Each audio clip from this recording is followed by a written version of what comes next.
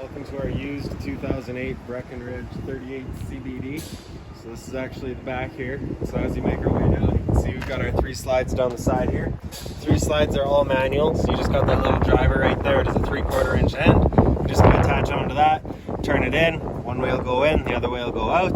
Then you just got this little lock there, so once you are out in place, you can just kind of set it down in there. Just kind of locks it into place, prevents it from turning. Of course, mostly used for when it's closed and you're traveling. Right. Making our way down, you can see you got the exact same thing right here on this slide. And then just in front of this slide up top here, you've got your hot water tank. So you just get that keyway there, you're just gonna line that up, pop it on open. Before you ever turn it on with your controls, which are just inside the unit, you're just gonna hit that relief valve right there. Make sure a shot of water comes out. Currently the unit is winterized, so of course this is empty right now, so we got nothing coming out of there, but we got just enough time to be able to show you, or just enough ability to be able to show you that it does still fire up. All right. Once you're done, you're just closing that back up, taking that keyway, locking it back down. Right down below that is your furnace. So of course, if you're ever running that, you just want to make sure nothing's blocking off the exhaust there. It does get hot. And right down from there on the left here, that red line is going to be a low point drain for your hot line, and the one on the right there is going to be the low point drain for your cold line. This attachment right there is just going to be your city water connection. You're just going to attach onto that end there, turn on the water, and that'll pressurize the lines throughout the unit. Your sewer connection is just right underneath this slide here. So you just get that little cap there. You're basically just going to press it in, turn it off, it screws right off of there, attach your sewer hose and go and dump as you would. And on this slide here, you just get that one arm right in the center. So that's going to be, again, just how you're driving it in and out.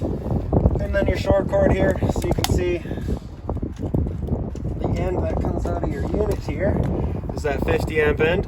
Not all campsites are going to have that. Some will, some won't. So we do provide you with this adapter right here to take that 50 down to a standard 30 amp. But most campsites will have the 30 amp connection. You can just plug straight on in and you're good to go. As we make our way around there, you can see where the hose, the cord just kind of pushes up into the unit, just tucks away in there. Simple as that. Up in the front, we've got your 2 propane tanks here. So you got the 2 standard barbecue style nozzles there. That cover is just going to press down over top of it to keep them shaded. And then right in the back here, you've got your changeover. So you can see that little kind of button right here is currently green, just letting you know that propane's there in the system. You're safe and ready to fire up. If it were to ever go red, it's just going to let you know that the tank that we're drawing off has gone empty. So you can see this arrow right here is pointing to this tank. We're running off of this tank, so if we're going red, this tank's empty. At that point, just flip it over to the other tank here and open up this one to draw off of it while you get the other one filled. And so just the standard tongue jack in the front there. One way's up, the other way's down. And around the side of the unit here, so you've got your front entrance here. Just close that up for a minute here.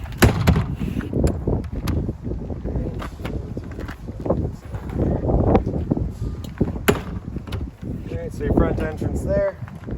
This here is just a little J5 protected outlet, so if you want to make coffee or toast outside, you got the power to do so. Your patio door here, so it is locked from the inside right now, so we cannot get in through that from outside here, but there it is. Right to the very end. We are pretty windy today, so I don't know if I'll be opening it up. But you just got the little lock on this side here. You're just going to undo that, and then the same thing at the front.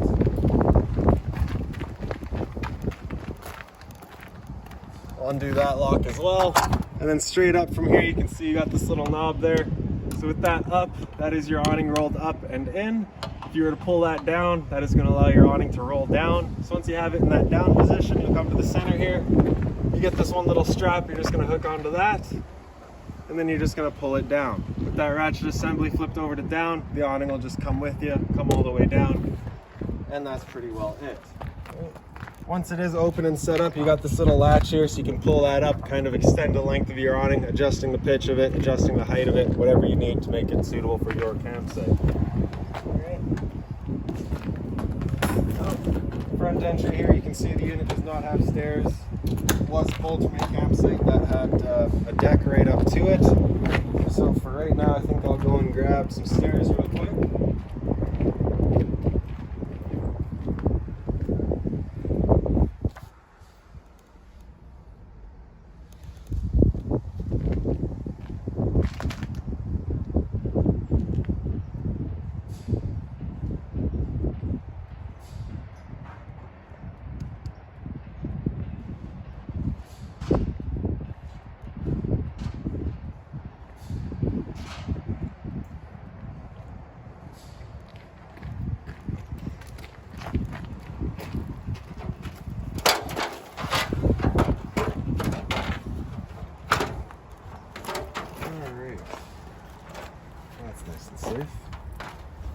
now we can get inside. And right as you get in here, right inside the entrance, we've got your fire extinguisher. So you're basically just going to pull it on out of there. There'll be a little pin, pull that out, standard point and shoot. Right behind us here, you got this light switch here, which does our entry light right above our heads. And then right up above that is our thermostat. So this little kind of clicker up on the right here, with it over, sorry, top right, with it over to the right, that is it turned off. If we bring it over to the left, you'll hear it click. And then that's just it turned on. Temperature selections at the bottom here. So as you slide that all the way over to the right, that's max heat. Anywhere in the center is going to be kind of your temperature selection. Furnace is just right there, so we just want to make sure that grate's not blocked off. We don't want to be starving it of air. And the furnace is moving its air through all of the floor registers. Once we're done, we're just going to turn that back to off. You hear it click, and that's that. Right up above that is kind of your thermostat control here. So power button there, turn it on. Cycle through our modes. So dry is going to use the furnace and the air conditioner, I believe, just kind of moves fresh air through the unit. Fan is going to be just selecting your fan speed, so that'll just be right here with your fan speed there. All right. Hit mode again, we'll come into furnace, again just turning on the furnace. And then cool here, so we're just going to select our temperature with the arrows there. The timer there to turn on when it's going to turn on and off. And then the fan speed just to select that, of course. With the air conditioner going, basically got two different options here.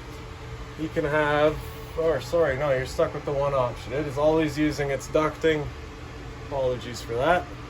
Right, but basically, there you have it. You're controlling it from the thermostat. Right.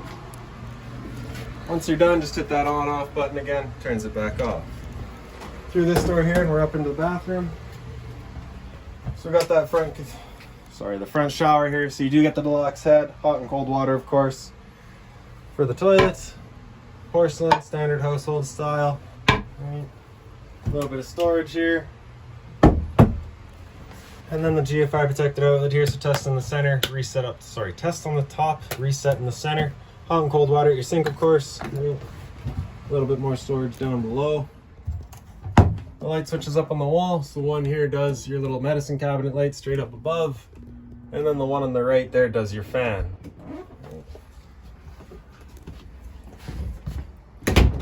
And this door is into our bedroom. So right in on the wall, we've got your light switch. And up on the wall here, we've got your hot water tank controls. So on the right there, that flame turns it on with propane. The one on the left here with electricity turns it on with electricity. So if you were to ever get that little red light in the center there, it's just letting you know it hasn't fired up. At that point, just off and back on to reset it. And sat right here, you can hear that thing fire right up. Right. So at the head of the bed, you each get a little reading light there, just a little push button in the bottom corner. Storage across the top.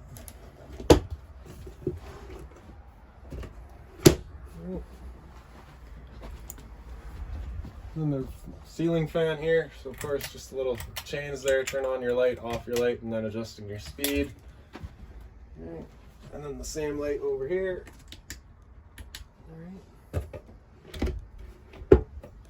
And then in this closet here, so you'll notice throughout the unit right now we don't have any blinds or curtains up. You're going to find all of those just right in here. That little box there. The previous owner had removed them for whatever reason.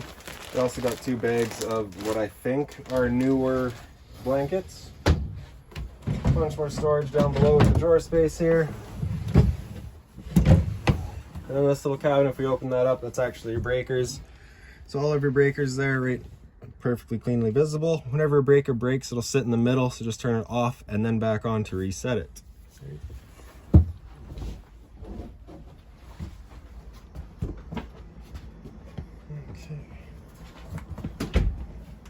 So a little bit of storage here, pantry I guess you could call it. Right. Returner down below, mirror on this side here.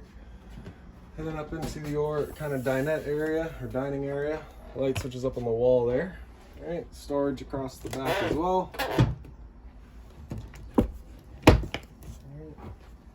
On the couch, so you get the same style of lights here that you had in the bedroom.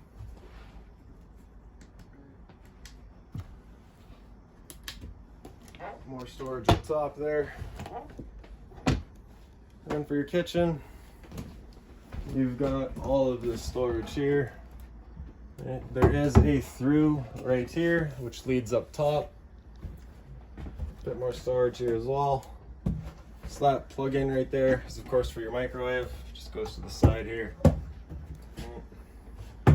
120 volt fridge as well as your freezer of course. So you do need to be plugged in for this guy to be going. The majority of your appliances and actually a lot of your lights throughout this unit are all 120 volts, so you do need to be plugged in.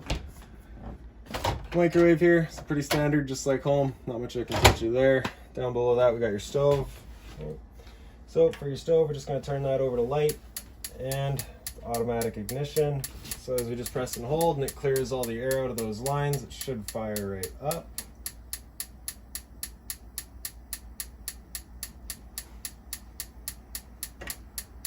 It can take a minute to clear the air out of those lines, just especially if the unit hasn't been used for a while.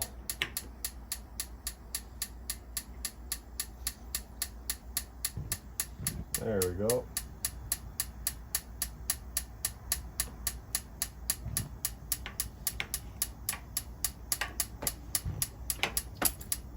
Just like that. All right, turn them back down from light, it turns off the igniter, and there you go. Temperature selection just goes downward, and all the way down is off. For your stove down below, we're just going to open that up, turn it over to that little light there, and you can't particularly see the flame. It just turns off once it's on. Just kind of got to trust that. Select your desired temperature, and she'll fire right up to that. Okay. Once you're done, just turning it back off. As simple as that. Down below, you got your just little heated or your heating area or warming tray. A bit more storage down below your sink. Just being mindful of our drains there. We of course don't want to be breaking those. Storage down the side of that as well. Hot and cold water at your sink, of course, with the dual covers. Now these are just plastic covers, so nothing hot on them. Above my head here, you get your roof, or sorry, there's another ceiling fan there. So that's going to be one of these switches here. Okay. This one's actually a porch light outside. I'm pretty sure the one beside it is entry light or your kitchen light. And the one on the very left here is the ceiling fan above our heads. It's the same thing, the chain does the light as well as your speed, and once you're done, just turning it back off. This guy here, I actually don't have an answer for you, sorry. I wish I did. Down below that's another GFI protected outlet. It's testing this top on the top, reset in the center.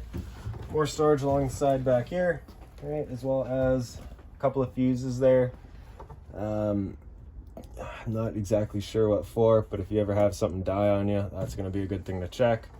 Above that, we've got some wiring here, presumably to a stereo. And then behind me, we've just kind of got your living area. So this is where we do have blinds installed. Same style of ceiling fan here. And then of course just your lamp here. So that is right there. Just turn that guy.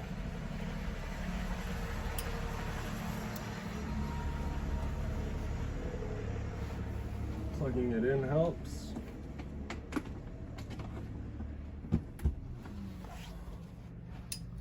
Yeah. Alright. Then your entertainment area. So this switch right here is going to be for the fan.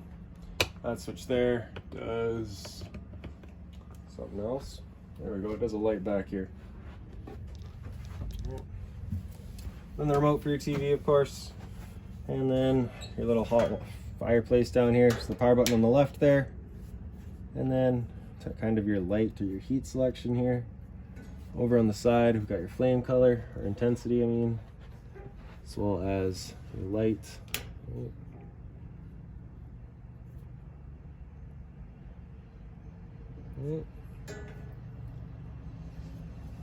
Once we're done, just turning it back off.